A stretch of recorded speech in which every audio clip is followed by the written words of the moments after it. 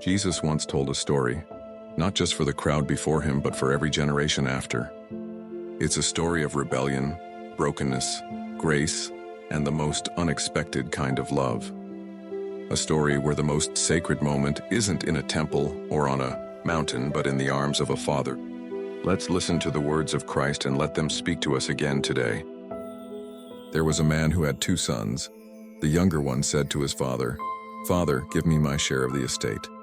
So he divided his property between them.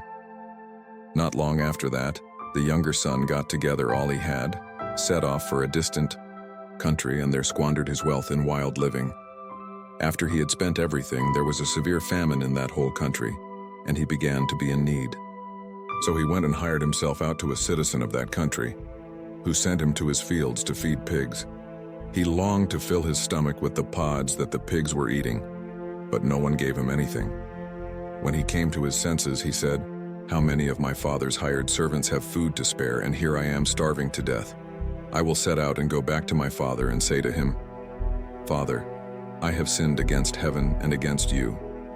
I am no longer worthy to be called your son. Make me like one of your hired servants.' So he got up and went to his father. And then everything changes.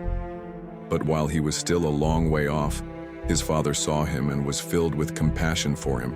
He ran to his son, threw his arms around him, and kissed him.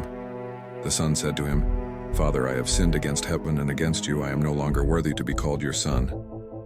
But the father said to his servants, 'Quick, bring the best robe and put it on him. Put a ring on his finger and sandals on his feet. Bring the fattened calf and kill it. Let's have a feast and celebrate. For this son of mine was dead and is alive again. He was lost and is found.' So they began to celebrate. A celebration not just of return, but of identity restored. Meanwhile, the older son was in the field. When he came near the house, he heard music and dancing. So he called one of the servants and asked him what was going on. 'Your brother has come,' he replied, 'and your father has killed the fattened calf because he has him back safe and sound.' The older brother became angry and refused to go in. So his father went out and pleaded with him. But he answered his father, 'Look, all these years I've been slaving for you and never disobeyed your orders. Yet you never gave me even a young goat so I could celebrate with my friends. But when this son of yours who has squandered your property with prostitutes comes home, you kill the fattened calf for him.' 'My son,' the father said, 'you are always with me, and everything I have is yours. But we had to celebrate and be glad, because this brother of yours was dead and is alive again. He was lost and is found.' This is not just a story about a son who went astray. It is about every one of us. Some of us are the younger son, reckless, broken, desperate to come home but afraid we won't be accepted. Others are like the elder son, faithful on the outside but struggling to understand grace. But the central figure isn't either son. It's the father, the one who waits on the road, who runs without hesitation, who embraces without condition, who doesn't ask for explanations, but orders a celebration.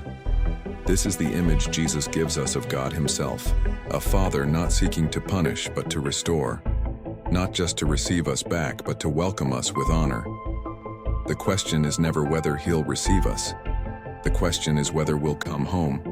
And for those who have remained close, will we rejoice when the lost are found? Will we celebrate grace that is lavish even if we feel others didn't deserve it? The story ends with an open door. One son inside the feast, the other outside, still deciding. So the invitation remains. Come.